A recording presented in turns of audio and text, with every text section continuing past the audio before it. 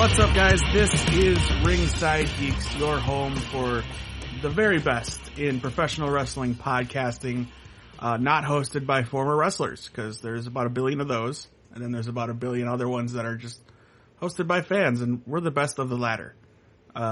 Those other guys, you know, the professional... Suck.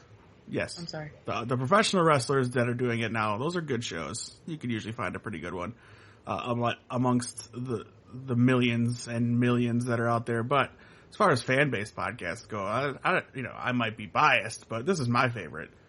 We're the elite. the elite. There you go. My name is Dave. Jave. And joining me... Dave. Are you sure that's your real name? I'm jumping ahead to my next word. Joining me tonight, Dave, is the king of keyboard strong style, the one, the only, Maeve Deltzer, a.k.a. John. Maeve Deltzer is officially retired, but the champ is still here. There we go. Also joining us tonight is the current reigning queen of the ring, Monroe. Nice. That's me. So yeah, that's it. All right, that's our show. So thanks. Yeah. That's why we're the best. We keep it quick, and there was wrestling this week, and we're done. Something happened, and that's it. No, we'll talk about the week in WWE to start things off, because it was a decent week. No, Raw wasn't anything fantastic, but SmackDown was enjoyable for once. Right.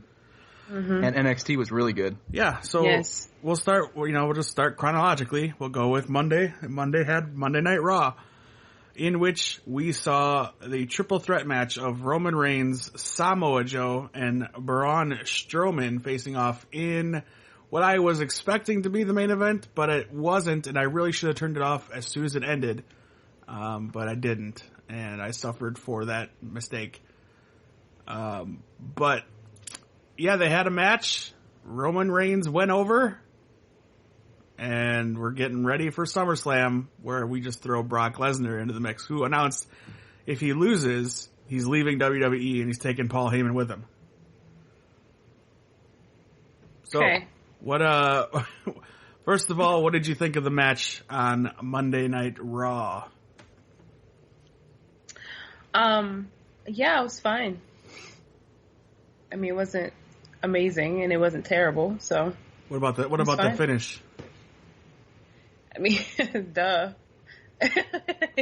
Roman went over. Surprise! I didn't see it. Who did he pin?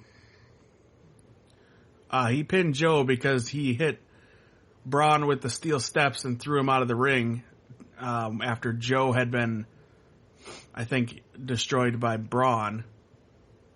And then Roman kind of picked up the scraps for the pin. Interesting. So Braun stayed strong. Roman stayed strong. I'm impartial to thinking that Joe stayed strong because I felt he kind of got manhandled by Braun quite a bit. Mm-hmm. And the way they like to do these things anymore, it's the guys who lose the most going into the pay-per-views that usually end up winning.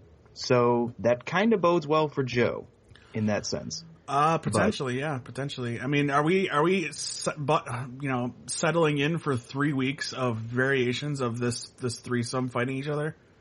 Until it's gonna happen. Until SummerSlam? Tag matches and all that garbo, probably. Mm-hmm. Awesome. I just can't wait to see TV. To water it down. Anyway. All right. For the rest of Raw, I don't remember anything else that happened. Bayley got hurt. Bayley hurt her shoulder, and her SummerSlam is now in question. Thanks, Nia. Yeah, it's all Nia Jax's fault. She's the new Seth Rollins. Meaning she hurts people. Well, I mean, I wouldn't go that far, but... I was joking, but... Yeah, I know, I get it. It's just, she... And then she did that bad botch right after she got hurt. Oh my gosh. It was bad. That was just all bad. I feel so bad for Bailey. I hope she's good for SummerSlam. I was rewatching the Edge and Christian show that totally reeks of awesomeness because we have now discovered even though they've shot a bunch of stuff, they will not air season 2. Really? Yeah, because the WWE Network is cutting costs. Oh boy. Yeah, which we'll cover that a little later. But so I was watching old episodes because I enjoyed this first season. It's pretty much like an MTV sketch comedy show, like Mad TV, SNL. And something from MTV all rolled into one. And plus I like Edge and Christian, and they get a lot of good guests and make a lot of funny jokes about AJ Styles, and WWE not mentioning where he was for the 12 years before he got to WWE, aside from New Japan, which was hilarious. Christian making fun of it because he was there too at the same time, which was even funnier. Also, they had to do a little segment called "Will WWE Talk About It?" and they're talking about I remember that one. TNA, CM Punk's UFC debut. They're like, yeah, they'll talk about it if it ever happens. At the time, it was taking forever. Hilarious. Yeah. And then I forget the other AJ Styles one, but it was the Bullet Club. Yeah, they said yeah they will, and then be prepared because they'll redo it and call it the Mullet Club. But yeah, it was always good stuff. And 2 episodes they had Bailey on, and one, Bailey is gorgeous when she's not wearing weird outfits to the ring. Like her ring gear is obviously made to make her look a certain way. She's gorgeous outside the ring as well, and she's hilarious. She was really funny beating up Tommy Dreamer with a kendo stick. Yeah, and pretending to be Edge and Christian's marriage counselor. It was good stuff. But yeah, that's a tangent. Yeah, it's unfortunate for Bailey, especially if her SummerSlam is in question. But on the other hand, would we get the match and feud we're supposed to be getting with Sasha and Alexa? Because that's the feud we should be getting. Yeah, that would probably be the direction, I would assume. Yeah, probably. I mean, am I wrong in assuming that? Because it feels like that is where the heat is, and the one match they had at the last pay-per-view was not enough. No, it was not. I think most people, at least those that I've talked to, were under the assumption that Bailey was going to win the title from Alexa, and then Sasha was going to come out afterwards, congratulate her, and then stab her in the back. Yeah. And then that would then segue us into the Sasha Bailey program for the title. Kind of hope that still happens, just because something needs to happen with the Raw Women's Division. Been kind of stale for me, even though I haven't watched much of it, but it's just my 2 cents. Yeah, where's Mickie James? Main event. Where's Summer Rae? Yeah, I just remember from watching NXT that the best feud was Sasha and Bailey.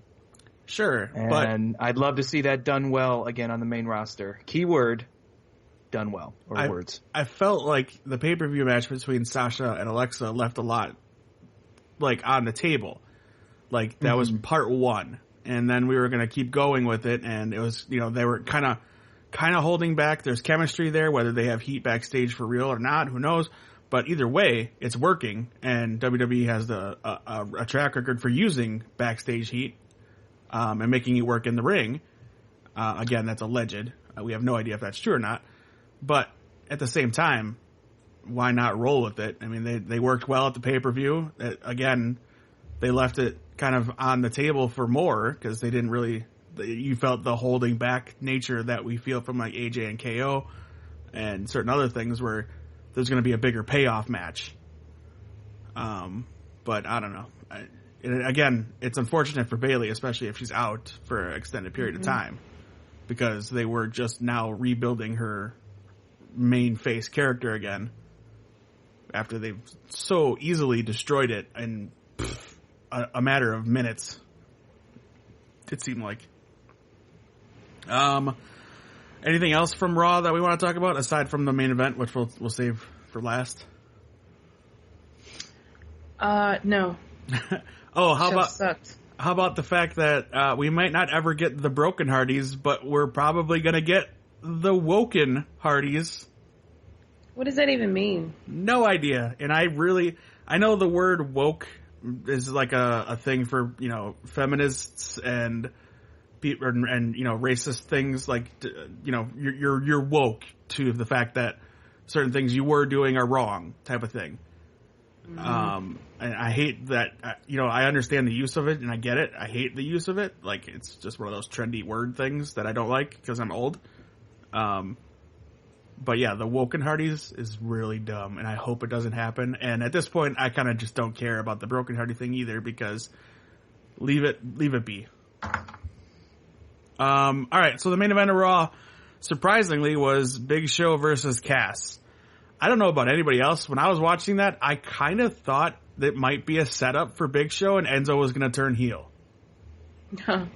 Tom said the same thing to me. Like, he was like, I was thinking the same thing. And I'm like, all right, that might make this interesting. And it didn't happen. It ended up being another Cass squash that, again, went on for too long. And that is what you wanted to end the show on. Instead of Roman winning over Joe and Braun Strowman. It seemed like instead of ending with a bang, you ended with, for lack of a better metaphor, a fart in the wind. Because I didn't watch it. I refused that. I do not care about either of those people. So that was my next question. Does anybody care? Like, no. It's the main reason I don't tune into Raw, is because so much of the show is taken up by these. I don't really care too much for the Hardys. I don't really care too much for Enzo or Cass. Don't really care too much for Big Show. There's just a lot of stuff on Raw that I'm not really interested in right now. And when you also couple that with the fact that I've got to tune into 3 hours of it, it's not attractive, Mm-hmm. Whereas SmackDown this week, holy crap, stacked, loaded, awesome show. So I don't know. It's like two different universes, two different planets almost anymore. Well, while all three of us are in agreement that we could care less about Enzo, Cass, and even the Big Show in this scenario, this is the highest rated Raw since the April shakeup, and is it because of them? You think? It went uphill, the rating, from hour to hour. So they didn't lose viewers after the Samoa Joe, Roman Reigns, Braun Strowman match. It kept going up. That's not what us who do not like where the direction of the show is going. It doesn't bode well, because it doesn't mean anything, in my opinion. If people are going to tell me that when the ratings aren't good, that it's indicative of who the champion is, like when Kevin Owens was champion, then I'm going to tell you that it doesn't matter when, these guys are in the main event. Right. No, I'm not saying that, but they're using it as a barometer for sure. They put Enzo and Big Cass at the main event for a reason. And they thought it would help their stale ratings. And apparently it did. So we'll have to just wait and see how the trend goes, I guess. I'm with you. The poor ratings is because of the poor booking. It's just not entertaining. The mystery angles were fun. The who beat up Cass and who beat up Enzo storyline. You had me wondering, and I was tuning in to find out who it was. And then when they revealed it, like most WWE reveals, it fell flat. What's Kurt Angle's news? I wanted to know. We all wanted to know. Yep. But while Raw is using that, we'll segue over to SmackDown. SmackDown's using their talent. And for the most part right now, decent booking. Not 100%, but for the most part. I'm not at all interested in Rusev and Randy Orton. I don't know why you couldn't put Rusev versus, a guy like Ty Dillinger. Mm-hmm. But, we'll just use aging Randy Orton instead and just put Ty Dillinger on main event. Or whatever else they have for guys like Ty Dillinger and Mojo Rawley and people who they think are over but do nothing with. Anyway, so SmackDown, we'll save the main event for last, but what did you enjoy most aside from the main event, of course, John? Tough to say. I think the main event was the highlight of the show for me. I love the hardest thing for me, and I tweeted this out, like tuning into SmackDown was my first time tuning into WWE programming in a couple weeks. And it was so upsetting during a match like AJ and Kevin Owens, a match that I was really looking forward to when they first advertised it, for the title, opening the show. I thought, here we go. This is going to be freaking awesome. Commercial break. They tie up for a couple minutes, commercial break, and they give you the little window where you can see, and it's like, we're not trying to sell you something, but you're still trying to sell me something. And that little window, it's not enough. Like, I want to be watching the match. Wait, they did picture-in-picture? Yeah, they did picture-in-picture. Oh, I missed that. I didn't see that. You didn't? No. Yeah, man. And I just was disappointing for me. Then they go with another finish where it's like a dusty finish, and I just not a fan of it. I was really looking forward to that too. Not a fan of the way they're booking this feud so far. I hope that at SummerSlam these guys tear the house down. I think that's what their end game is. Mm-hmm. But the build has not, for me, done either of these guys justice.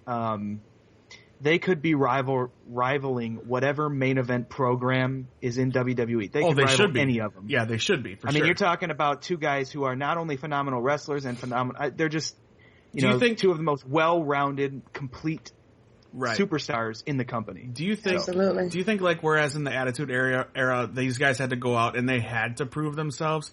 Right now, because the talent is so stacked, and they have their agenda, the WWE. They want this guy pushed and this guy pushed. Do you think that they're kind of telling guys, we need you to hold back a little bit. We don't want you to go out and,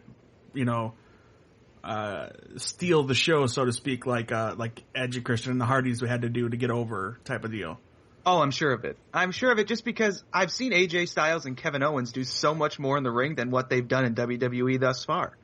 Take you back to Battleground when Owens faced Sami Zayn. Kevin Owens, I mean, look, he's had some good matches in WWE, but nothing has scratched that match for me. And I wish I could see that every week because that's what I'd tune in for, is just to see Kevin Owens doing what he does best. Sure. Same with AJ Styles. It seems to me like what they tell these guys is not so much you need to save that stuff because we've got other people coming on later in the show like Shinsuke and Cena who we want to save some stuff for. I think they are saving it for the bigger shows. Like, they just want to give you a sample of what they can do on SmackDown and then say, oh, tune into SummerSlam and you'll see these guys really go. Right? That doesn't do it for me. Like, I want to tune in every week and see these guys going 110%. I think you're wasting time if you're just having them go 50%. Well, do you think maybe that's just me, but sure. I don't know. Do you think it could possibly, and I'll direct this one to Monroe, do you think it could possibly be due to maybe health-wise and trying not to let their big guys get injured on a Tuesday night instead of, whereas the Sunday night's where they make their money? That's the nature of the business, man. Injuries are going to happen, period. I don't think they should hold the talent back because it's a regular show, because it's this, because it's that. No. The fans are still watching. We're still watching, and we want to see a good match. We know these people can have a good match, and that's what we want to see. So I don't like the way they've been booking this feud either, and it's just, I want more from them. The reasoning that we're giving is hypothetical, obviously, injury or... well, yeah. But, we know if they do it, the cruiserweights aren't allowed to do what they were doing in the CWC because they're telling them not to do as much high-risk stuff because they don't want to get them injured. We know that for a fact. That's come out. I mean, I don't know if, maybe not a fact, but we know that from backstage sources that's what's going on with the CWC and the cruiserweights. But, all right. Yeah, I didn't enjoy the Sami Zayn losing to Aiden English, which I'm fine with him losing to Aiden English, but you gotta let Maria and Mike do more than come out and say one sentence. Yeah, that was my reaction as well, man. Like, oh, great, they said a couple of words. Like, that's not enough. You're trying to build a new star here, so they need to come out and, like, maybe have him hit a finisher, lay him out, do something, cut a promo, like... Yeah, like, Sammy's embarrassed in the ring and you guys hate him, so make fun of him with more than just a sentence. I mean, I'm sure they were pressed for time, but, then you need to plan your show better, I guess. Because, you are trying to build them and build the rivalry. The Breezango storyline. The Fashion Files made like national media because they were doing the Twin Peaks motif. Really? Yeah, so they were on like national news and stuff like that, which is cool. Oh, that's awesome. I think it's great. Anything to get those guys on TV more because it's funny stuff, and I am too. I'm also tired of metaphors. Tyler, You know what I'm tired of? what? The New Day. Okay. Well, let's talk about that then. The Usos coming out and stealing the New Day rap. That was funny. It was pretty funny. I like it. It might have went out a little longer than I wanted it to, but it was more good Uso stuff. Mm-hmm. Being heels and mocking the New Day. What did the New Day even do on SmackDown? Anything? Were they there? I don't think so. No. No, they weren't there. I said I'm tired of them because we were talking about Breezango, and I see what I you're was saying. saying I really kind of want Breezango to be where the New Day is right now. Gotcha. You know, they're doing work that's making national media headlines. This would, not headlines. Okay, that was an exaggeration, but they're doing the best work of their career right now, and you got a couple guys who pour cereal into kids' mouths. So I mean, pick and choose. Let's be fair though. The New Day bought into and changed something they hated. That gimmick was not good. They made gold, yeah. That was great. And then they turned a turd into gold. You could say the same thing now for the Fashion Police because they were given crap, and they've turned that in. They've. I guess the adage is to just buy in and make the best you can out of it, and I mean that's working for them now because. Yeah, and the Usos, taking the heel turn and doing some of the best work that they've done in years. I did not like the Usos for the longest time. They turned heel. I still didn't like them, but the last month or so, they've really turned it on. Like this feud with the New Day, they've really turned it on. Yeah, I'll say it. I'll steal their line from day one. Monroe knows when they turned heel, I bought in immediately. Yeah, I liked them right away. They were wearing like their normal like street clothes. Like it looked great. I thought they had a good look with the hoodies and stuff. I'm into that. And they were brutal. They were vicious and I loved it. They still held form to their cool high flying stuff, which got him over his faces. Whereas a guy like Neville will resist from doing it because people want him to do it. And that's a good angle for that. But for them, they use their high flying nature to be brutal and vicious. And it works out very well. And again, I praise whoever thought of the idea of beating up the New Day when they were doing their intro. It's so obvious and genius. Like, it makes perfect sense. And to have the Usos do it is great. To have the Usos come out to the New Day like intro, again, that harkens back to old school heel nature, mocking your opponents. Yep. And it was great. I enjoyed every second of it. The Usos deserve the titles back and then go into a feud with the Fashion Police because that's gold right there too. But I can't really fault the New Day yet. While I am thinking they're kind of stale and that's just me, they're still talented in the ring. And they have good chemistry with the Usos. So I'm personally, and I've said this for weeks now on the podcast, I'm ready for Big E to have a singles run. Sure. I thought that he has all the talent it takes to be a world champion. And I'm ready. I'm ready for him to move on. Yeah. Let Kofi and Xavier be a team or something. If they still have to have something. I don't know. I highly recommend going back to look at Big E's NXT run as NXT champion. It was great. He was very over, and it was awesome. So I highly recommend that for sure. There you go. All right, so let's not wait any further. Let's go right to the main event. Shinsuke Nakamura versus John Cena. Maybe like a 20-minute match. They got to close out the show for a good amount of time. Impressive stuff. And they had real good chemistry. While I was being trolled by people I thought were my friends about John Cena being in a new Transformers spinoff movie, yawn. Who the hell cares? Like, the Transformers movies have been terrible since the first one, and now they're going to do a spinoff with Bumblebee and John Cena? Pass. Hard pass. Not even on rental will I see that movie. So after getting trolled from friends about John Cena, friends, people I respect. And again, if you're an adult and you're a John Cena fan, there's something wrong there. You might be, you should probably be on some kind of list. Oh, come on. There's nothing wrong with John Cena. Hey, come on. I'm a John Cena fan. Oh no. I'm surrounded by him now. You're all infected. No. Again, I've always said I respect the man, but move on. Time to go away. But yeah, good match. And John Cena did what John Cena does. He put over a guy that needs to be put over. A guy that needs to have the momentum going forward. While looking strong, I did get irritated a few times when John Cena did things, but then Shinsuke did it right back to him, and I thought, yes! Yeah, that's what made it so great, Yeah. And I think we all need to take a step back here. And anybody who's, talking this talk about John Cena not putting over the younger guy. Right. Man, all John Cena has done over the last 5 years is put guys over. He's said the only one I'll flag him for is Rusev. He should have lost to Rusev Right. at WrestleMania 31, I think it was, or 32, with whatever. the tank and everything, yeah. Yeah, should have. That was 31, right? Yeah. Mm-hmm.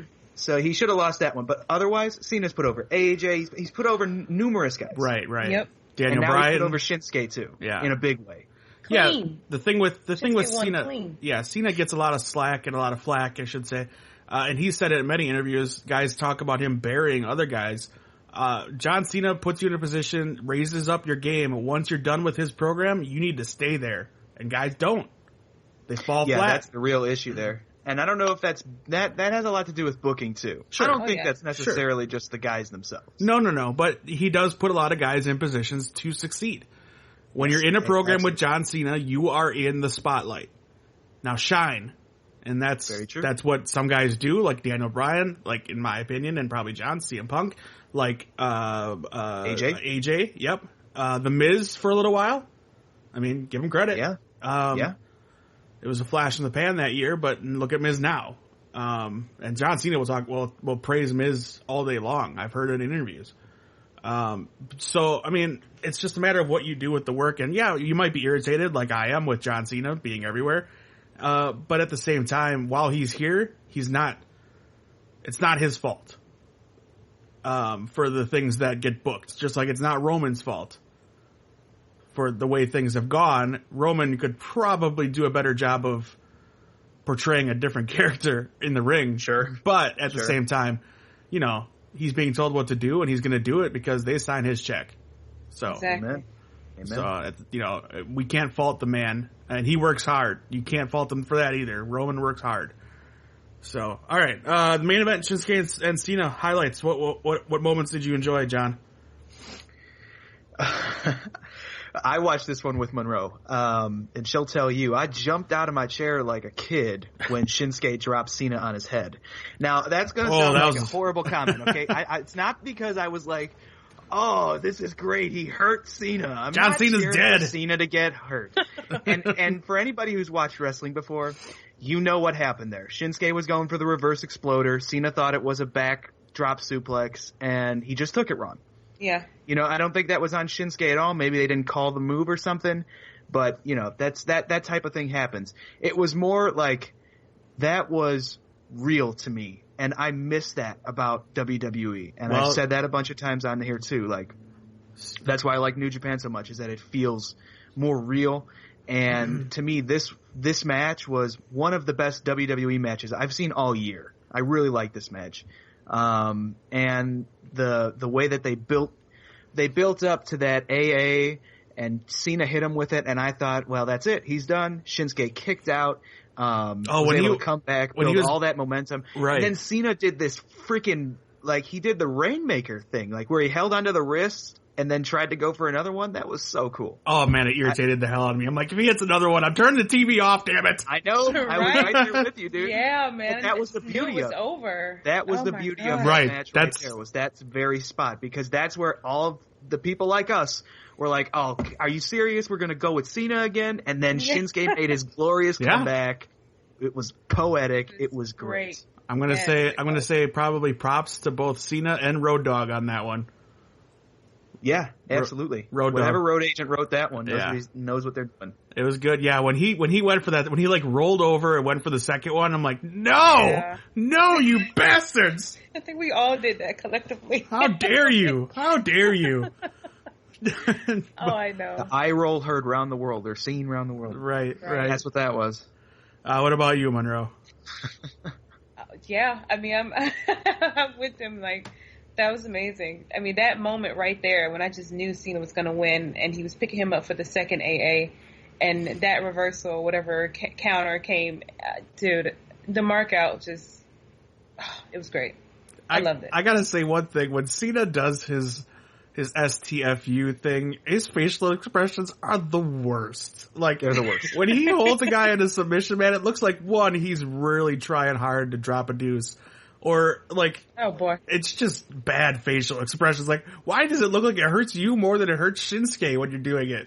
Like, what is wrong with you? But yes, every moment where John Cena would do a traditional John Cena thing, like, you can't see me, and Shinsuke does the wide eyes, and, like, it was great. It was the good chemistry that you'd expect, that you see from guys that work well with John Cena, like Daniel Bryan, like CM Punk. I'm sorry, but his matches with Cena were good. Sure. And, countless other guys. AJ, yeah, I keep forgetting AJ. But, okay, so going forward, the rumor was the ending was supposed to be Baron Corbin was supposed to come down. He was supposed to try to attack Shinsuke, but hit Cena instead by accident, and then Shinsuke would get the win that way. Instead, it played out off camera, or off live television, but I think they went to it on 205 Live. Yeah. Where Corbin comes out and attacks both guys, but Cena would get the advantage and do an AA through a table, I think. Through the announce table or something. I can't remember. I didn't watch 205 Live, but, basically there's your SummerSlam is Corbin and Cena. Yeah, that's gonna happen for sure. Cause that's what I kept seeing on Twitter. It's like, well, if it's gotta be Cena, he's winning this match, who else would he face after? And I'm like, in my head, I'm like, Corbin. I mean, it's clear. It's going to be Corbin. And then that happened, and I'm like, oh, yeah, duh. It's Baron Corbin. They're going to set that up. Corbin's going to win against Cena somehow. I don't know how he could possibly do it with a briefcase in his possession. And then as John laid out perfectly on our show last week, and then via text, when he read a particular spoiler before SmackDown that Shinsuke would possibly go over, Corbin's going to cash in on Shinsuke after Shinsuke beats the Maharaja at SummerSlam, and then they're going to feud for a while for the title. And then what happens, John? Well, somehow we're going to get to John Cena versus The Undertaker or something for the title at WrestleMania. What? Oh, I'm just kidding. No. Hopefully what happens is... you really threw me for a second. I'm like, that wasn't in the text. Hopefully what happens is AJ Styles wins the Royal Rumble, and we get Shinsuke Nakamura versus AJ Styles for the championship at WrestleMania. That is a good 4 months right there, my friend. AJ Styles wins the Royal Rumble. I'm floating on cloud 9. Cloud 9. Oh, yes. Man, that happens. I mark out. So stay tuned for the live reaction stream of that. In January. We got a ways to go to get to Royal Rumble, but man, that'll be the best winter ever. If you're giving me a program of AJ and Shinsuke leading to WrestleMania in April for the title. Yeah. Oh my God. Main event. I just have to live to see it happen. I don't care. Like, yeah, that's the one reason for me to be healthy up until it happens, just to see it. Motivation, right? Right. Yep. All right. Anything else from SmackDown we want to talk about before I move on to NXT? No more multi-woman matches, please. Oh, I know. That tag team match was brutal. Tired of it, SmackDown. Tired of it. It barely made sense, the tag team. Like, why are Naomi and Becky friends? Like, that doesn't make sense to me. Naomi looked like her new ring gear, like, it looked like she was wearing next to nothing. Like, I was getting worried something was going to happen there. I'm not against that. But. Well, no, I'm not complaining, necessarily complaining. But, oh, jeez. And it's fine for now, but I don't like the title with the lights on it. It looks cheap. Oh, I love it. I know a lot of people do, and that's fine. I think she's owning it. Sure. No, that's cool. It's going right into her gimmick and, the entrance and everything. That's fine. For some reason, I just don't like the way it looks. Kind of the way I think the way the Cruiserweight title looks like plastic. Yeah, okay. But that's all I'm saying. I could care less that it has lights on it. I mean, it's still better than the spinner. It does look a little cheap, like cheaply done. Right. But hey, whatever. I dig it. Whatever. It's all about the character. Yep. Okay, so I'm going to skip 205 Live because I did not watch it. Monroe, was it good? Yes, it was actually. The first match especially, not because it was Tony Nese, but because it was Tony Nese. Because it was Tony Nese. And wasn't it Lindsay Dorado too? Didn't he finally get a match? No, but the Grand Metalik did. Grand Metalik. Ooh. That's who it was. Okay. Yeah. Finally getting some TV time. Is that who Tony Nese fought? I don't remember. I'm so sorry, but I just remember it being a very good match, and Nese did a great job at being a heel. He's getting better and better and better, and I'm so happy about that because he's so sexy. But anyway, but yeah, and then they had Tozawa and what's his face? Yeah. Arya Daivari fighting for the number one contender, right? Match. Yes, number one contender. Who won? Yeah. Wow. What happened to Mustafa? Yeah, Come no on. kidding. No kidding. Well, Way to He ruin. was doing the program with Drew Gulak. Right. I don't care. Right, but You should, because it was one of the best programs in the company at the time. Yeah. I mean, really. And they should have been using that to build Mustafa Ali to be Neville's nemesis at SummerSlam. Right. How you know it's not headed that way? Because of this main event that you just talked We're about, just the number one going contender. SummerSlam. what we've seen. Yeah, Oh, you that's said SummerSlam. yeah. Hey, if it's WrestleMania, if Neville hangs onto that title to WrestleMania, I'm all for that. I really don't see anybody else that could take it away. There's from nobody else in the division right now who's on his level. Right. On the Neville. On the Neville level, a good one. Oh boy. But yeah, for Mustafa Ali, a guy who kind of, in WWE terms, comes from nothing to be the guy in the cruiserweight division, that's a good story. And he's got the talent for sure. Absolutely. So I think his time is coming for sure. I hope so. I love the guy. Grand Metalik is special. Yeah. I really hope they start using him. He was off of the programming for a long time, and I could not figure out why they weren't using him. He had to finish up some indie dates. Was that it? Okay. I'm pretty sure. Because I saw him in the GIF against Tony Nese. I saw this GIF where Nese slid outside of the ring, and he did this insult. I'm gonna need you to awesome. not call it that and call it a GIF like the rest of the world. Yeah, I'm sorry. No, I'm just kidding. But I'm not kidding. No, you're right. It is GIF. I just trashed my internet cred. No, that's all right. That's the guy who created GIFs calls it GIFs, so we're supposed to call it a GIF. But I will never. It's whatever. The G is graphic. No, that spot was actually very awesome. What happened? Metalik really had to trust Nese in that spot because he was blind. He was just flipping backwards, blind. He didn't know where Nese was. Nothing. Nese had to be in the right position to catch him, and it was perfect. It was great. I'll have to look that up. I'll just watch 205 Live later while I'm at the gym. Just watch it, man. Yeah, especially that match. Yeah. All right. Well, let's move on to what I thought was the best hour of wrestling this week. Which I did watch some New Japan, but for me, this was the best hour full. Absolutely. NXT was amazing. Even though John spoiled the debut for me weeks ago when they did the TV tapings, and that's okay. Sorry. Yeah. Thanks, John. He did the same. I can't help it when I see him come out. It's like if it happens again, my friends. dude. If it happens again with Adam Cole, I will drive to your house. I know where you live. Whoa. So don't ruin that for me. I want that to be. I want to be surprised. I'm not reading tapings for NXT. Yeah, we'll probably both see it happen live at Takeover Brooklyn 3. So that's true. At least that's what I'm gonna assume at this point. We'll get to the main event in a second. But the rest of the show was good too. That Asuka promo was her broken English still makes me laugh, but it was high intensity between her and Ember. I'm buying it. I am buying it.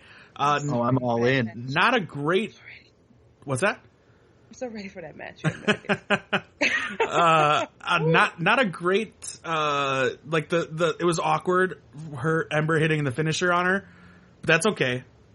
Because it was meant to be more real than set up. So, but yeah, man, that feud is gonna be intense. And I'm loving that. What else was on the pre-card before that? Help me out. Gargano. Didn't Gargano open the show? Oh, against, yeah. Gargano and the other guy. another Mendoza, Raul Mendoza. Raul Mendoza from the CWC. Yeah, another good match. Yeah, it was good. I loved Gargano coming out to DIY music, and I'm like, what? He debuted with other music the other day when he came out, and then he's like, nope, cut it, restart it, boom, there it is. Somebody else said that too. It was like, why does it say DIY? And then as soon as he said it, yes, that was me. oh, nice. I didn't say it like that though. That's how I said it. I was like, why does it say DIY? Didn't they break up? Have you guys, when you watch, worst episode ever. When you guys watching it, are you noticing when Mauro is doing, redubbed in lines over the live performance? Yes. Oh man. Can I just say, dude, I love listening to Nigel McGuinness on commentary because every time I get excited for something, he gets excited for the same things and he puts that into his tone. Like he gets real excited and you can hear it in his voice. I love that guy. He has such a soft voice, but he gets so excited about things. It's great. When they're like trading open hand slaps, like we'll get into the main event. But, you know, there's a spot in there where they're trading open hand slaps. And he got so excited, and here I was watching it with Monroe, and I'm like, oh shit! Like, Nigel sold it for you. Yeah. I'll say this: Mauro is trying his hardest, but he's failing. At one point, he said it's about to be on like Donkey Kong. I'm like, that's not right. What are you doing, Mauro? Like you didn't. Well, at least he's having fun, you know. Yeah, that's true. That's very true. Percy, I'm still done with Percy. I'm way done with Percy. Been done. Oh man, he doesn't add anything. Budget cut. Hello. Right, go back to 2. 2 was fine. That's right. Nigel and Mauro would be perfect. Perfect. But 2 on all these shows is fine. Yeah. So Gargano, he hits my favorite move that he does is that launching spear from outside. Oh, I love it. He does it so well. But I think Ciampa does the launching DDT from outside, and I love that too. Those guys are going to be so good together when they're fighting each other to the death. To the death! Dude, like I told you in a text, NXT would be on fire right now if Ciampa did not get hurt. Yes. They would have They would have like 2 or 3 of the best feuds in professional wrestling today. I can't wait. Program. It has to stay at NXT, which is upsetting for Gargano because he's going to have to be there for another year. But that feud has to restart at NXT and they have to rebuild it perfectly. And me and John were talking about it, and I'm going to play the booker here. You just do subtle teases. He's stalking Gargano on his way back. So weeks before he's ready to return, he's coming out ringside, like during the match and just stalking Gargano, not touching him, but getting in his head again, like after Gargano is going on this big win streak leading towards him getting a title match with whoever is the champion at that point, which will probably be like, I couldn't even tell you right now. Yeah. It's so far down the line because Ciampa's out for so long, but you just have him just keep interfering and keep, his musical hit after in the middle of a match, or the lights go out. Just have him really play off that psycho killer role and getting in Gargano's head, and then just let it build to a boil, and before they start laying hands on each other. And man, I'm getting chills just thinking about it. I want it to be March. I want it to be March too. It's my birthday month. Oh man! Yeah, all right. But see, the thing is though, when it comes to NXT, we can play Booker all day long. I trust NXT. They're going to get it right. They will do the right thing. They're going to get it right. Yeah. Absolutely. I'm just excited for it. Oh, we all are. Yeah. It's nice to have faith in a company, or I guess a company's booking, a brand's booking philosophies. Like almost all the way around. Like almost all the way around. Like I have a hard time finding fault in NXT. Like Absolutely. They do the women's division so well, even when there was a lull in talent after there was the draft. They made it go over very well. Now they've got a plethora of women there. And I really, really, really extended plethora out as a syllable. But there's a lot of women in that division that could hold that title right now. Their tag team division's depleted, but they can build on that. I mean, right now they're building a good feud with Sanity and Authors of Pain. That's going to be fun. Mm-hmm. For sure. That is going to be fun. And they've got a couple new guys they just brought in, too, who actually used to be partners in a tag team. Who's that? What's that? Who are you talking about? Is that a spoiler? Yeah. Okay. Yeah, we're talking about our Red Dragon. Let's just talk about it. Don't talk about that. Okay. Anything else from NXT? Because we need to really move. No. Okay, so the main event, man, we got first Hideo Itami was being interviewed backstage and felt he was being disrespected, so he brought his Japanese language and half broken English. That was awesome. Yeah, man. Dude, I hope he doesn't cut any more promos in English. Just come out there and just talk to Just people. be so angry that you have to talk in Japanese because you're so angry. That works. It works out very well. So he came out and he's being disrespected and the crowd ate it up, just ate it up. And then Aleister Black comes out because, hey man, I got a match. And the stare down was fantastic. He's leaving and then just like a flip of the switch, knocks him out cold. It was perfect. Oh, it was such a great kick. I want to watch it again. Yeah. Yeah, me too. But they used that time as Hideo Itami sold it perfectly because boy was dead. Yeah, he was. During the break, you come back and you find out that Aleister Black is facing off with the debuting Kyle O'Reilly. Woo! Great entrance music. I'm into it. I like his entrance music. Same look that he had on the Indies. They're letting him use his indie name or his actual name, whatever it is, which is good. And the match we'll get into in a second. But before we do that, let's talk about the announcers putting over Kyle O'Reilly like nothing else. Yeah, they were. They kept talking about how successful he was on the indie circuit everywhere he went, who he trained with. The fact that, they keep putting over Aleister Black and his success in NXT already, which is good because they're building him to be something special. But at the same time, he pushed Aleister Black in that match to the limit, more so than anybody has yet in NXT. And for a debut, that's important, and it says a lot, I think, for what they see in Kyle O'Reilly.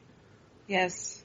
I was astounded at how over they put him as far as commentary goes, especially not just Nigel, because you'd expect it from Nigel, who's an indie guy, but Morrow, talked about it a lot. So let's dig into the match itself. It's an NXT match, but it was a pre-recorded NXT taping match. So while NXT always does well, this was a takeover match for sure. For sure. Yeah. And it was real good, and it was real aggressive. Back when NXT was at its finest, because I think we can all admit that. I mean, the last year there's been some high spots, but it hasn't been as good as it was when they had Sami Zayn and Kevin Owens on the show every week. It just wasn't the same. Finn Balor, yeah, right. They used to have these kinds of main events. Absolutely. Where every week it was like special matchups that you had to tune in to see, Yep. And if they start giving us that again, I won't miss a week of NXT. Yeah. This week was... Yeah, there was, holy fuck. Especially after a takeover, there's that filler episode, after a takeover, but then usually after that, it's must-see television. Yeah. Oh, yeah. But this past year, I'll agree, I wouldn't watch it every week because, it's another filler episode. They're just building a promo. Right? Like, the champ's not there to wrestle, the champ's gonna do a promo, and whatever, I don't care. They're just setting up another feud with two undercard guys who I like, but it's gonna get 2 minutes tops, and then we're gonna move on. It's whatever. But yeah, that was a stacked card on Wednesday night, and the main event, which was a 20-minute match, 30-minute match almost, worth the $10 they got for me for the entire month. I'd say so as well. For the network. Absolutely. Again, it was strong style mixed with some MMA, some mat wrestling. Oh yeah. There was Striking, everything. It was all of it. Yeah, that was right in my wheelhouse. When we watched Bait and Done live, I remember telling you, man, that's how I would, or at least I think I even said it on the podcast. That's how I want professional wrestling to be in the future. And this match exemplified that. It was right in the same vein, and it was perfect to me. I love that style. Oh, it was. Give me more of that every week. It was a good match. Monroe, talk on it. What'd you think? Well, let me just say, let me brag on myself a little bit. I have not missed NXT. I've watched since the beginning, and I will not mix it because I love it. She Everything is. they do She is is right NXT to me, and I support them fully. I support NXT fully. But anyway, I don't know if you knew, Dave, but John knows I am a huge Kyle O'Reilly fan. I didn't know that. Yes, that's why I was like, oh, you spoiled it for me when you told me that it was going to be this Wednesday. But you knew. So you what? Knew it was Either coming. way, I still marked out. It doesn't matter. I still marked all right, out. good. I knew it was coming, and I still marked out.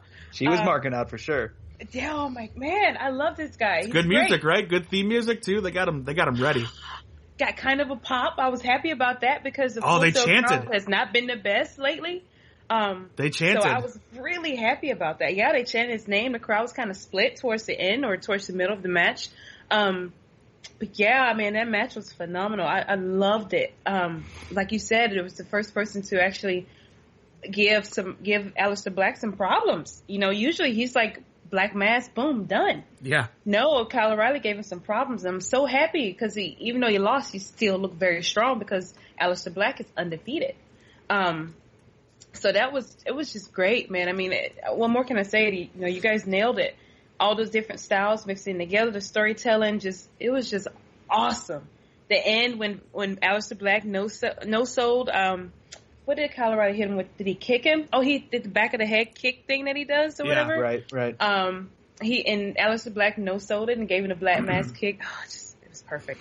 I loved every minute of that. I'm going to watch it again. I loved it so much. Yeah, I hadn't watched NXT in a while. I forgot how much I was into Aleister Black. We're talking a lot about Kyle O'Reilly. I think we need to mention how great Aleister Black is. I mean, this guy, in his entrance to me, man, felt like the Undertaker. Yeah. I mean, he has a presence about him, and then you watch him in the ring, and he moves so fluidly. It's ridiculous. Like his summer, like snake. For as tall as that man is, like he does these flips and somersaults and stuff. Like how? Where do you find the room in the ring? You're so tall. Like yeah, he jumped on that middle rope out of nowhere. Yes! I was like, whoa! Where did that come from? Like we got to see him live, but it was for a taping, so he didn't get a lot of time, and so we got to see the entrance, which blows you away. That was enough. Blows you away. It's amazing. Like I was like praying to God with the 2 or 3 live events I went to in the past like 2 months from that time that I get to see the Finn Balor Demon entrance, and I never did, so I was sad. Then I got the Aleister Black entrance, and I was happy again. Like joy was brought back into my life because I love that stuff. Like the old Undertaker entrance and like the dramatics and the theatrics behind it. Even the regular Finn Balor entrance I enjoy quite a bit. But there's Black is intimidating, right? Oof. And then that music, it's the perfect combination. Satanic letters and stuff. When he debuted, I'm like, who is this guy? And then he like rises up. I'm like, oh, it's perfect.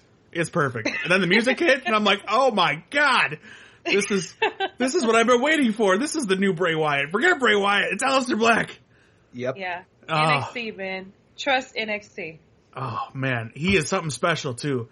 They so far NXT is handling him perfectly. Kyle O'Reilly giving him more than he could take in his first match. I half expected him to shake his hand in the ring, like out of respect. I didn't get the heel vibe from Kyle O'Reilly. I don't know if that was just me. Did you guys get that at all? Not really. Not necessarily heel, just kind of maybe right in the middle. Yeah, a little arrogant, but you know, like he would do the tongue out thing every so often. But I got more of like, I need to be confident in this match because this guy is insane. Like, yeah, no, exactly. Type of thing. And Kyle O'Reilly stood tall with him, man. I knew what they were going for effect-wise, where they didn't want to show Kyle O'Reilly at the end. They were just going for Aleister Black. And I'll just put it over, man. Kyle O'Reilly gave him all he could take. And now we're going to get to see Hideo Itami versus Aleister Black. That one is going to be fire. I think that's going to be a good matchup as well. Yes, straight fire. Yeah. Nice Becky Lynch. Got it. Hideo tried to attack Aleister Black afterwards in a parking lot. Yeah. In a very weirdly shot moment. But yeah, that was kind of awkward. Like I was watching, I'm like, is this the Blair Witch or an NXT segment? What's happening here? But then they tried to attack each other. It didn't end up he tried to sneak attack him. Didn't work out so well, and then they made the match official. Also a segment with Bobby Roode on the card. Bobby Roode being glorious as always, and leading me to think it's going to be a triple threat. They're going to somehow Regal is going to get Roddy involved in that match somehow. I don't think Regal's going to. I mean, Regal's going to get him involved, but I think Roddy's going to force him to. Right, he's going to force him to. Right. Yeah. Right. I'm all for it. Because that's what I've been wanting from the start. It's going to be insane. They're booking this card. It's perfect. Yeah. Yes. Virtually perfect. The second Regal got involved, you knew something was going to change in that main event. Like Regal had to think about it for a minute, you know. So yeah. All right. Real quick, we got about very little left. I'm going to run through some news, and then I'm going to give the show over to John and Monroe for some New Japan stuff for the G1, and we'll close it out. So. Ring of Honor CEO Joe Koff has said he's got a standing offer for CM Punk to return whenever he wants. Wishful thinking, but there it is. This might make Monroe happy, but Io or Io Shirai? Io Shirai is returning to Stardom and not signing with WWE. She dodged a bullet. WWE is shying away from using talent that has concussion issues or neck issues, and Io has neck issues, so... they are not going to go through with signing her. Or they waited too long, I would say, to sign her. WWE filed a trademark for Taboo Tuesdays to return, so look for that on an upcoming SmackDown. And that's the show where the fans vote, I think, right? Or not? Yes. That's Cyber Tuesday, yes. I thought. Is it the same thing? Difference. Same thing. Okay. Anyway, it's crap, and hopefully they don't ever bring back the stupid Vegas wheel. Let's not do that junk ever again. Jericho, when he was around, filmed more footage for more Southpaw Regional Wrestling content. So super excited about that one. Be on the lookout for that stuff. What they want. Yeah. Yes. Jericho is not going to be back anytime soon, but he has another book coming out, so expect him to be around to start promoting that again soon. WWE is planning to bring in Tyler Bate, Trent Seven, Wolfgang, Pete Dunne, and Mark Andrews into the shows for the next few weeks. They don't say how, but it could be for TakeOver Brooklyn or just as part of the next group of NXT tapings, and I'm all for it. Give me Pete Dunne and Mark Andrews right now. Pause. No. Yeah, I'm okay with that. It's kind of weird what they're doing with this whole UK title division, whatever you want to call it, but yeah. Again, they're holding off on the UK show because they're trying to cut back on things. The UK tournament, I guess, cost them a lot of money, and so they're cutting back on a lot of things like Pyro. Travel costs are getting cut. Network stuff is getting cut. That's why Talking Smack is gone to just pay-per-views. Edge and Christian show is not coming back for season 2. Various other things, and there's more cutbacks coming, and I assume we're going to get a list of cut superstars soon. How about you stop paying a part-timer to sit at home for once a month? How about that? How about that cut? How about it? All right. Do I have to tweet, man? I'll tweet. They don't listen. All right, so the WWE apparently surveyed fans on who their favorite talents that are not currently on WWE rosters. Most, if not all, of the stars are signed to exclusive contracts wherever they are: Ring of Honor, New Japan, TNA, Lucha, whatever. But the list might surprise you, might not. So I gave you show notes, but I did not give you the list of the people. I'm going to list them real quick. They actually did this survey? Yep. Okay. Apparently. Let me hear the names. Allegedly. Let me hear the names. So I wonder if Kenny Omega's on there. I can only imagine. I'm going to run through this list rather quickly. Yay or nay if you want to see them ever on a WWE show. NXT, whatever. So both of you. Okay. So right now or WWE in our eyes?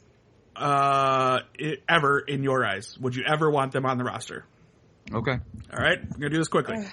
This list is in no particular order. Young Bucks. Yes. Yes. Tiger Mask. No. Phoenix. No. No. Briscoes. Yes. Yes. I would say yes 5 years ago. Santana. I'd say yes if WWE was not PG. Yeah. Santana. I don't know who that is. No. Okay. No. Kushida. No. Oh, she's struggling. Yes. The Mac. Yes. No. Who cares? Okay. Lucha, you know him. Yeah, you know the Mac. You know him if you saw him. Ethan Carter. EC3. No. No way. Pentagon Dark. Yes. I'm tempted to say yes, but I'm going to say no. Ooh, these next three. All right. Kenny Omega. No. No. Kazuchika Okada. No. No. Hiroshi Tanahashi. No. No. I knew that was coming for all three. Hangman Page. Who? The lesser known, the lesser known Bullet Club member. No, thank you. All right. Some ladies. Sienna. No. She sucks. I have no idea who that is. I'm sorry. TNA. Taya or Taya. Who? Yep. I don't know either. Same as the last. Kelly Klein. Who? No idea. Oh man. I know her. No. Okay. It's brutal. Marty Skrull. Ooh. No. Yes. Again, this isn't a list presented by WWE. This is a list generated by fans. Diana Perrazzo. Yes. I don't know. That's right. Ortiz. Who? No. I don't know if they're like Tito Ortiz. Is that? I have no idea who that is. Here you go. Monroe's favorite, Will Ospreay. Absolutely yes. I definitely Yes. think he wants to be there. He's a WWE guy. Yeah, for sure. Son of Havoc. No, Havoc. Absolutely yes. I don't know who Yes. that is. Where is he from? Lucha. Lucha? Okay. Lucha, he's also Matt Cross on the indie scene. Oh, okay. I know who that is. All right. Killshot. I don't know who Deadshot? that is. Nope. Killshot. No, I would have Deadshot. Yeah, we all would. Where was I? Kenny King. No. No, he's past his prime. War Machine. Hell Oh. yeah. Yes. Wow. All right. You both marked out for that one. Bobby Lashley. No. Yes. Yeah. Wow, really? Okay. Angelica Love. Who? Angelina? Oh, maybe I wrote it wrong. Yeah. No. I'm sorry. I did write it wrong. Never. This one surprised me. Jushin Thunder Liger. Yeah. Nah. He had a cup of coffee. Like, literally. Yeah. Like, literally. NXT before. Yeah, one match, right? With Tyler. Mil Muertes. Nah. No. Everyone loves this guy. Tetsuya Naito. Oh. Whoa. No way. Yes. Yeah, I like it. Texano. I don't know who that is. I mean, No. And rounding it out, he had his chance. He turned it down. I don't think he's ever coming back. Zack Sabre Jr. yes. No. There you go. So that's the list. So, it's just a list that they put out there. Not a list they put out there. These are people that, they surveyed and fans said, yes, we want them on the roster at some point. But, yeah. All right. That's interesting. Hey, back before we go on. Any chance CM Punk returns for Global Wars and faces Kenny Omega for the U.S. Championship? Jesus, I hope not. I don't want to get you howdy. excited, Dave, but I had hope to not. put it out there. Boy, howdy. When is that show? That would be awful. That show is in October. So October. Did you buy our tickets yet? I'm buying the tickets tomorrow morning. Okay. Yep. Boy, I don't think there's a chance. I don't think there's a chance it happens. But I hope boy, not. you really got me dreaming now. I know, right? No, I don't think it ever happens. But let me lose some weight so I can wear my CM Punk shirt again, and we'll have some fun in Chicago. Anyway. Anyway. Not confirmed yet that he's even defending that title in Chicago yet. Yeah, but like I told you, man, that's because he's going to be defending it probably sometime in September. Sure. Because I think King of Pro Wrestling is in September, and so Okay. if that's the case, then he'll probably face like Michael Elgin and then beat him and eventually defend the title in Chicago. Yeah. perhaps against Cody. Or CM Punk. All right. John Monroe, take it away. Let us know what's happening this week of G1 Climax matches. Well, G1 Climax. Well, before we start, let me say that John and I will be doing another Ringside Mini. We would like to devote more time to New Japan Pro Wrestling, so we're going to do one about the G1, so stay tuned for that. And then in the next couple of weeks, there will be one hyping up the Mae Young Classic. Absolutely. Hopefully they'll invite me on that one. Maybe. Oh, yeah. Of course. All right. The floor is yours. New Japan, G1. The G1 Climax 27. All right, so we've hit a bit of a lull. This happens every year. It's bound to happen in the midst of a month-long wrestling tournament. You're going to get periods of time where the matches aren't as intriguing, and there's a bit of burnout too. So, and I can imagine that these guys are kind of taking it easy because wrestling this many times a week at 110% is difficult. So this past week, couple matches to touch on. The first one that Monroe and I watched together.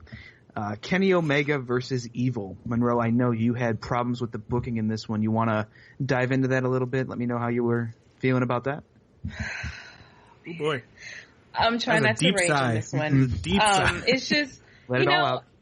I know that Kenny Omega is everybody's favorite wrestler, and I want to like him just as much as everybody else does, but he's just so extra, and he takes me out of the match, and it's really annoying, but that's one thing. With this match, I'm a big Evil fan. I think he's underrated. He's great in the ring and has a great character and plays it very well.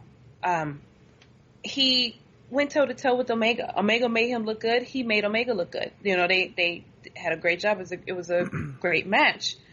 I did not like the ending so much. I mean, don't get me wrong. I knew that Evil was not going to beat Cena. I'm sorry, Omega. Ooh. That was intentional. That was intentional. Freudian slip. So, yeah. But I don't like the fact that this guy who comes out literally with a mask, a cape, a hoodie, whatever you want to call it. Evil is the guy scythe. He has a damn plastic scythe. He has the singlet, right? He wrestles a huge scythe, though, dude. It means something. His name is Evil, for Christ's sake. Right. That's the one. He puts mascara on. God. Hang on. Help me out. Remind me. He's the one that has the singlet, right? He's not the guy that wears. Who's the other guy that has the mohawk? Or that's Sonata. Sonata. I like him a lot. But okay, yes, I like him and his weird masks. Regardless of what is on his face, John, he is considered to be this evil character. And when you think of something like that, you think of, okay, this guy is a badass, right? But no, he gets knocked out by a move that puts a comedy character away.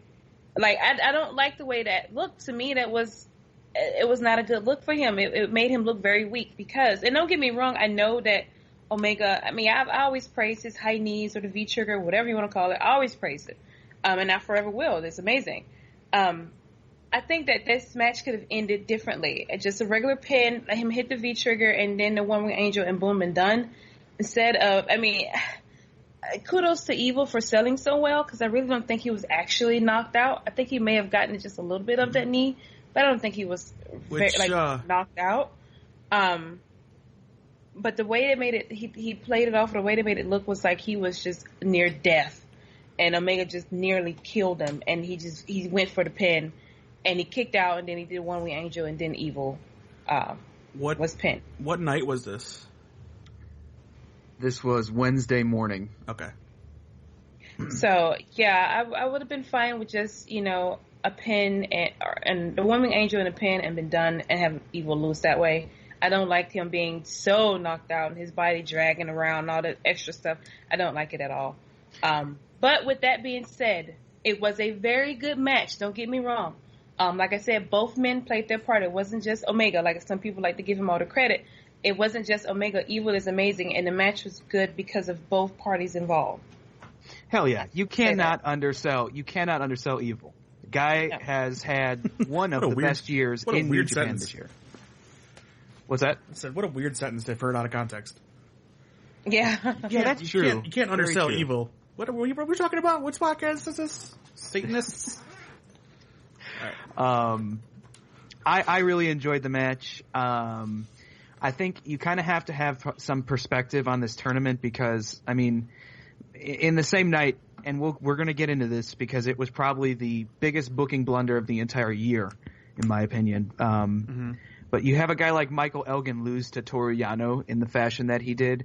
Well, Michael Elgin beat Kenny Omega.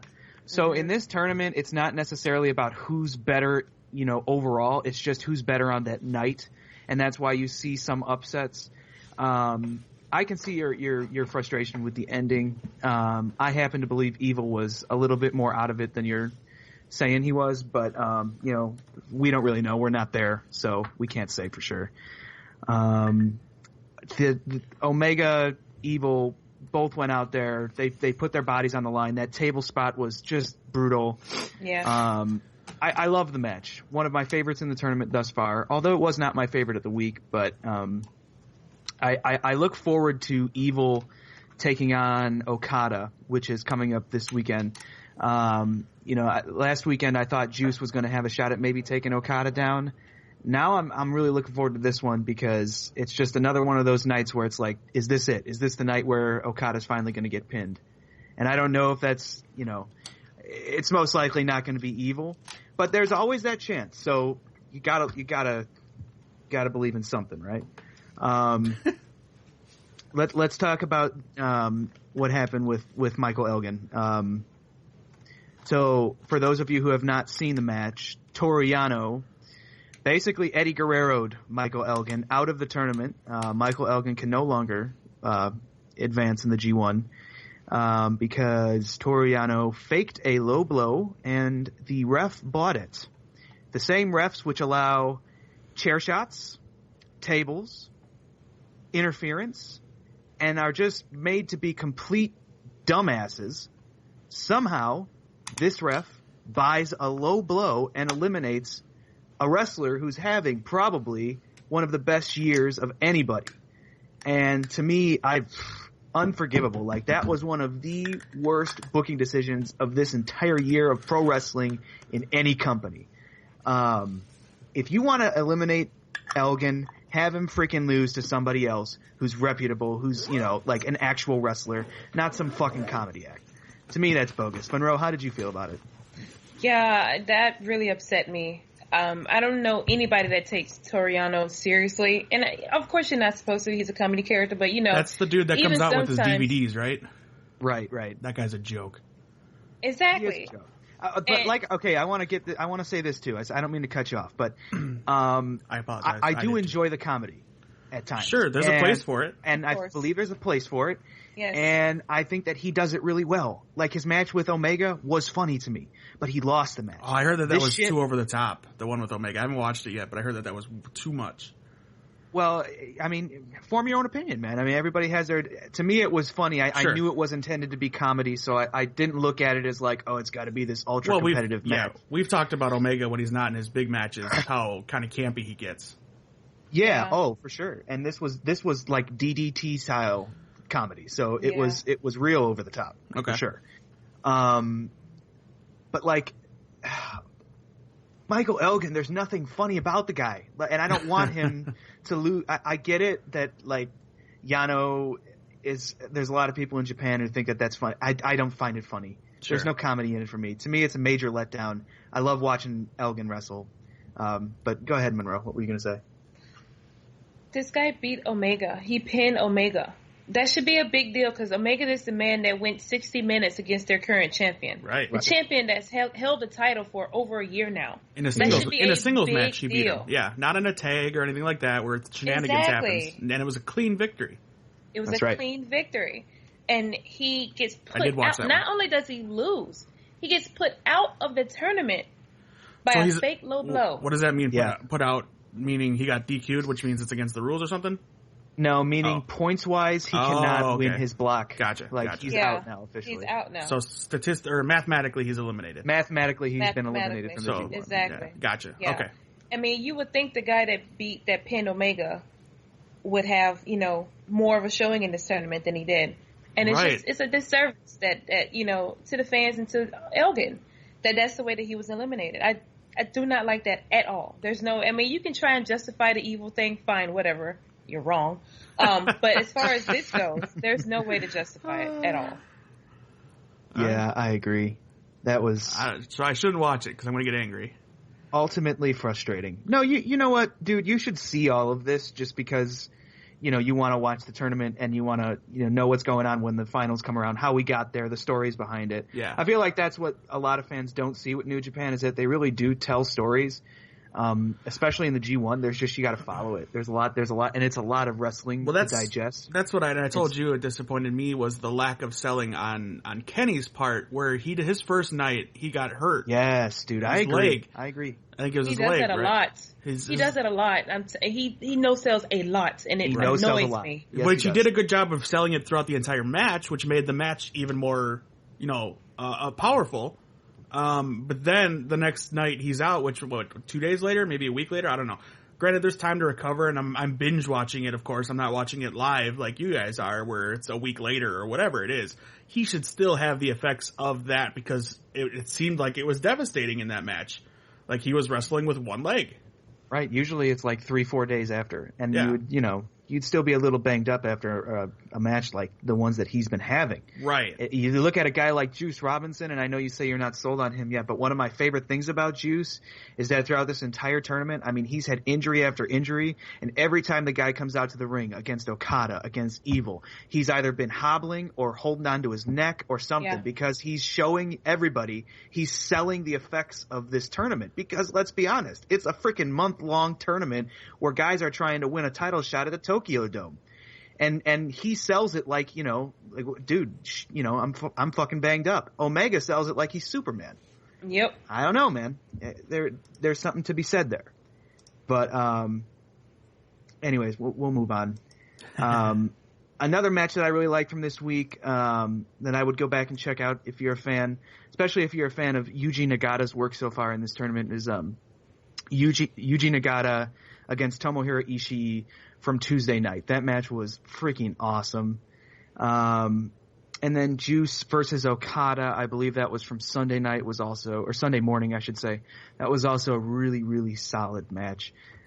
Still got to say Juice is one of my favorites in this tournament, even though he's mathematically eliminated. Just one of my favorites to watch, mainly because of his storytelling. He doesn't really do much in the ring. He doesn't have a real wide variety of moves that he knows or does or performs. But just his selling and his storytelling to me is what makes him a great competitor, especially for how young he is and how inexperienced he is. He doesn't show it. Yeah. When I say I'm not a fan of his, it's not to do with his in-ring work. It's just the character I'm not high on. Yeah, and dude, I mean, he was a young lion not too long ago. I think it was only like a year and a half ago. You go back, and he was one of those guys coming out wrestling in black tights. So this whole character for him is just starting to develop, and it's cool because I'm gravitating towards it. The never say die attitude. He's a real white meat babyface, and he plays it really well. Got a lot of potential there, but definitely still some room for improvement. So. That's why I like watching his matches so much. I like to see him improve, and he shows it, So yeah, coming up this next week, we're getting right into the thick of things. Things are going to really start heating up. The cards are going to start getting good. We've only got, by this time next week, we're going to have a good idea of what the G1 final is going to look like. We'll be coming into the finals weekend, which is going to be next weekend, not this coming weekend, but next weekend. What's that? Already? Okay. Yeah, already. Yeah, we're coming up to it. Cool. I think I'll that have card is going to be phenomenal. But we'll get into all that next week. Coming up this weekend, you got Michael Elgin versus Minoru Suzuki. You got Juice Robinson versus Kenny Omega. Okada versus Evil. I forget what the A block matches are, but I know there are some big ones. This guy versus that guy. What's that? This guy versus that guy. This guy versus that guy, man. The other guy versus that one dude. Yeah, it's good stuff. Good stuff. So yeah, definitely looking forward to breaking it all down here. Oh, Zack Sabre Jr. versus Naito. How did I forget about that one? That's going to be great too. Which one? I get their names confused in ILJ or LIJ. LIJ. So the leader is Naito. Tetsuya Naito. Okay. Yes. And the guy with the stuffed animal is Tanahashi. Hiromu Takahashi. Takahashi. Okay. I just trying to get. Yeah. What? Okay. What happened? What night was that? What match was it? Was that a tag match or a singles match? I don't want to talk about it. Oh wow. It's too soon. I gotta send my condolences, my most sincere condolences to Takahashi. Mourning his. He put on the Michael Cole "Somebody Died" voice. Yeah. Right. We're getting JBL. Beautiful stuff, cat. I love it. All right. Anyways, Bad Luck Fale came out one night and it would be Bad Luck Fale. Oh, dude, Fale was so perfect. Like Yeah. that was one of the best moments of the entire tournament. Wow. And I say that with all due respect. You can say anything you want as long as you can say anything you want as long as you say all due respect. He grabbed this stuffed animal, stood on top of Naito, and just ripped this thing to shreds. And the stuff just started flying everywhere. You probably saw I saw pictures. the GIF of it. Yeah, it's awesome. Awesome stuff. All right. So that was Takahashi's stuffed animal. I think. Okay. All right. That's going to be our show this week. We got to wrap it up. We're getting got to jump a little long. All right, kids. Real quick, social medias. Where can the fine people that listen to our program find you, John? I am on Instagram, Twitter, @xjohnneave, JOHNNEAVE. And this past week, he's been promoting his off-air work. So check him out. Look at all that cool stuff, including a Ringside Geeks wallpaper for your computer. Maybe I'll coax him into putting that out on our Twitter so that you guys can download it. He also has a fine phone wallpaper, which I use on my iPhone right now, and it looks fantastic. So we'll put it out there. You guys can download it. If you use it, send us a screenshot. Maybe we'll send something free your way. Just saying. Send a nude. Nope. What? She put it out there. I'm going to have to censor that because we're going to get all kinds of craziness. I'm kidding. Don't even kid. Monroe, your social medias, where can the fine people find you if they wish to choose to find you and stuff? Should I give it out now? That's your call. I'll help you find it. Yes. The office, I love it. Yes. Okay. I am on Twitter at @EofTheS_ENT and also the YouTubes. I will be streaming again very soon. Eye of the Storm Entertainment. Also, make sure you guys look out for those minis, the New Japan one, and of course the Mae Young tournament, which I am very much so looking forward to. As long as you're subscribed to this podcast, you'll get it. It'll come to you no matter what. It's not a different RSS feed. We got you hooked up. So, and if you do not have a podcast catcher, subscribe to us on YouTube. And John, typically in the next day or so, will post the podcast up on the YouTube channel as well.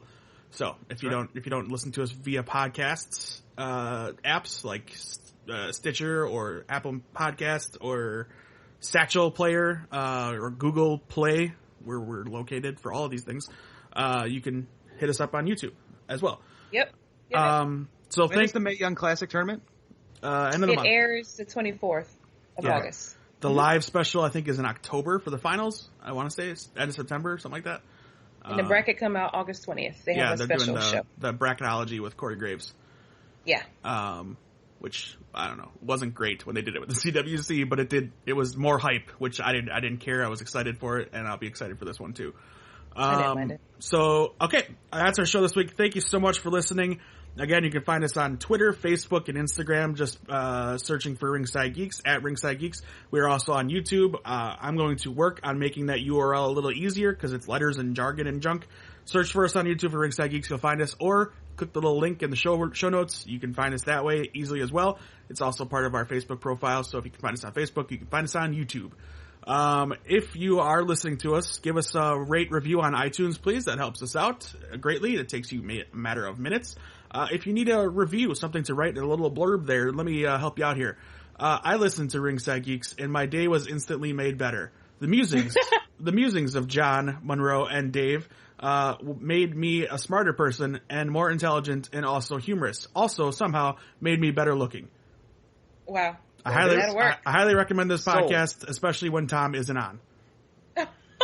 Oh, there's your review that you can put in iTunes. I'm just kidding. You had Tom. better hope Tom Strowman does not get a hold of Tom, that. we love you. We love you. We miss you every chance you're not on our show. So, Stop having a life and join us on Thursday nights. It's not that difficult.